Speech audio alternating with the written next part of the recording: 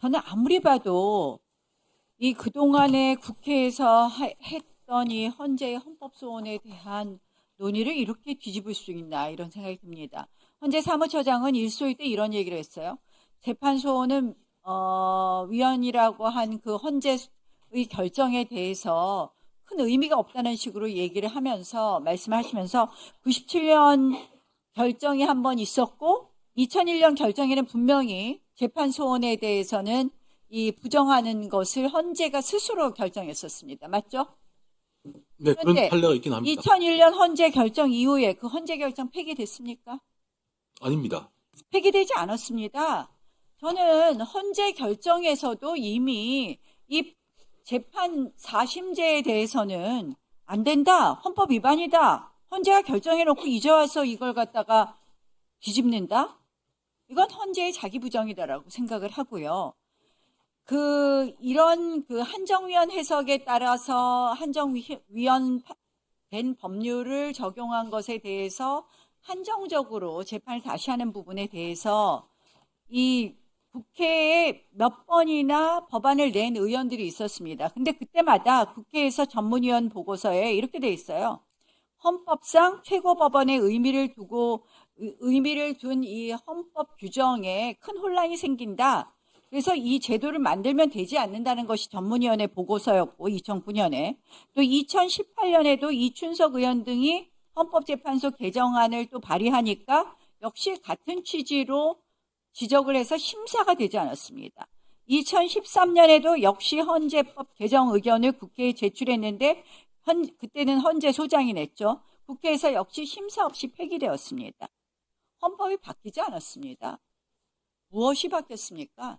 오로지 바뀐 것은 이재명 대통령의 죄를 지우기 위한, 여기 저희가 다 써놨잖아요. 이 이유밖에 없습니다. 아무것도 바뀌지 않았는데 지금 갑자기 이 위헌적인 이 재판 소원이라는 이름으로 사심제를 내민다? 저희 사법제도는 독일 제도가 아닙니다. 오스트리아식 사법제도입니다.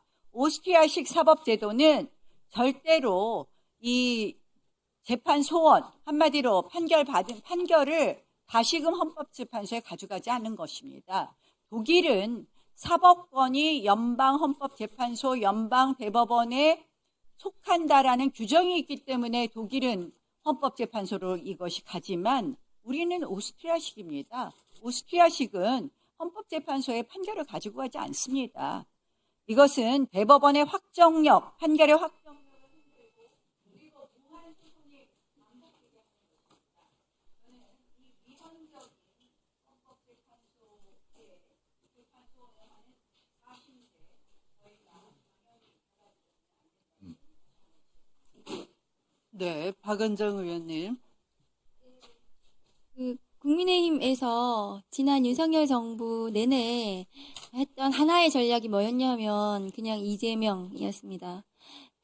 지금 정권이 바뀌었고 국민주권 정부가 됐는데도 불구하고 그리고 대통령께서 너무나 잘하고 계시고 지금 또 나경원 의원님이 코스피 뭐 절대 5천 못한다고 그렇게 큰 소리 치시더니 지금 오늘 5,300이 됐다는 거잖아요.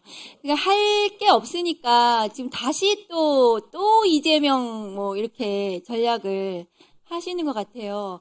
재판소원이 대통령하고 아무 상관없는 이 제도입니다. 이 법이 왜 이렇게 국민들께서 국민의 기본권을 보장하기 위해서 재판소원을 지금 요구하고 계시는가 하면은 지금의 사법부에서 벌어지고 있는 저 재판이 사실은 좀 사법 불신이 큰 거예요. 지난 국민에 대한 여론조사를 보시면 사법부에 대한 불신, 특히 이제 조희대 대법원장 체제하에 사법부에 대한 불신이 굉장히 높습니다. 과반이 넘고 70% 막 이렇게 나오는 경우도 있었거든요. 근데 그 재판 과정에서 국민의 기본권이 침해당하는 경우가 모든 재판을 다시 재판하는 것이 아니고 그렇게 호도하시면 안 됩니다. 국민의 기본권을 침해하는 재판에 대해서 그 헌법재판소 하는 일이 그거니까요. 그래서 기본권을 침해하는 재판에 대해서 다시 들여다보는 그런 제도입니다. 그 존경하는 문형배 헌재 소장 대행께서 이게 위헌이다라고 계속 얘기하셨다고 하셔서 제가 지금 뉴스를 계속 검색을 해봤거든요. 그 위헌이라고 주장하신 적이 없으세요. 그러니까 국민의힘 의원님들이 왜 자꾸 호도하시는지 모르겠어요. 이렇게 막 이렇게 부풀리시고요, 왜곡하시고 오늘 대법원 쪽에서도 그러시더라고요. 또 위헌이라고 계속 얘기하시고 그 문영배 소장 대행께서는 이게 한국적 제도에 맞는가, 우리나라의 제도에 맞는지 검토해봐야 된다고 하시면서 찬성하는 듯한 또 태도도 취하시기도 하셔가지고 우리 또 신동욱 의원님 출신인 TV조선에서는 문영배 대행 그 재판소원 찬성 이런 기사가 또 뉴스도 또 났어요. TV조선에서는. 그러니까 그 아닌 주장을 가지고 이재명 대통령 때문에 이 재판소원을 한다. 그리고 이것은 위헌이라고 문영배 헌재 소장도 대행도 얘기했다. 막 이런 잘못된 주장을 계속 하셔서 국민들께 그건 좀 바로 잡고 싶어요. 헌법재판소에서 이 재판소원은 입법사항이다. 이렇게 결정을 내셨고 그 결정에 대해서 수많은 재판에서 한 2,000건 정도 그렇습니다. 재판에서 인용이 되고 있었다는 거죠. 그 부분에 대해서 한 번만 더 헌재 사무처장님께서 설명을 좀 해주셨으면 좋겠습니다. 네, 알겠습니다.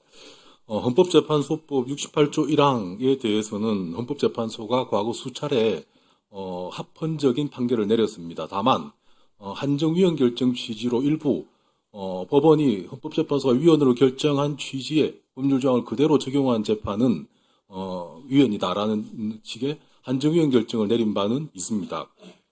헌법재판소에는 원칙적으로 구류, 건바, 172 등 결정이 재판을 헌법소원의 대상으로 인정할지 여부는 입법자의 결정사항이라고 명시적으로 판시를 하고 있습니다.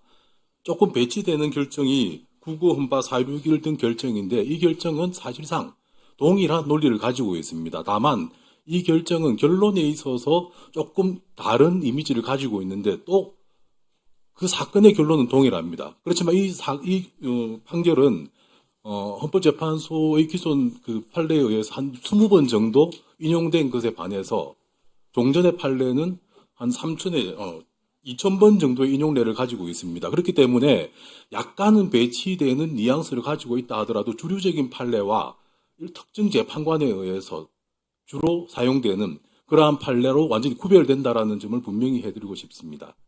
그리고 또 한 가지 더 말씀을 드리면 위원장님 말씀드려도 되겠습니까? 네. 아까 위원님께서 질문 중에 헌법 체계가 다르다, 사법 체계가 다르다라는 말씀을 하셨습니다. 독일의 경우에 있어서는 분명히 헌법의 장에서 또 사법의 장에서 최고법원으로서 헌법재판소를 명시하고 있습니다. 그리고 연방법원을 또 규정을 하고 있습니다. 그렇지만 연방헌법재판소가 규범통제, 재판소원을 하면서 반드시 명시하는 말이 있습니다. 연방헌법재판소는 최고법원으로서 재판소원을 담당하는 것이 아니라 헌법전문법원으로서 재판소원을 담당하라 한다라고 하는 설치를 반드시 하고 있습니다. 그리고 오스트리아의 경우에 있어서는 우리처럼 사법의 장을 두 개로 나눠 놓고 있습니다. 하나는 법원의 장이고 하나는 헌법재판소의 장입니다. 그렇지만 오스트리아의 경우에 있어서도 2012년 행정소송법 개혁을 하면서 행정소송 사건에 있어서 재판소원을 허용하고 있습니다. 그렇기 때문에 오스트리아의 법제가 재판소원을 허용하지 않는다라는 것은 2012년 이전에는 사실입니다. 그렇지만 2013년 이후로는 행정사건에 한해서 재판소원을 같이 허용을 하고 있습니다. 아울러 민사사건과 형사사건에 있어서는 우리와 같은 68조 2항의 헌법소원을 아울러 채택을 하고 있습니다. 그렇기 때문에 1심 판결에서 적용될 법률 조항이 위헌이라고 판단을 하면 헌법소원의 형태로 바로 법률의 위헌 여부를 물어볼 수 있도록 하고 있습니다. 그렇기 때문에 우리의 사법제도와 독일, 오스트리아가 다르다마는 이유로 재판소원을 인정할 수 없다라고 하는 것은 우리 헌법의 해석에 있어서 다소 오류가 있지 않는가라는 말씀을 아울러 드립니다. 네, 수고하셨습니다. 또, 네, 신동욱 의원님.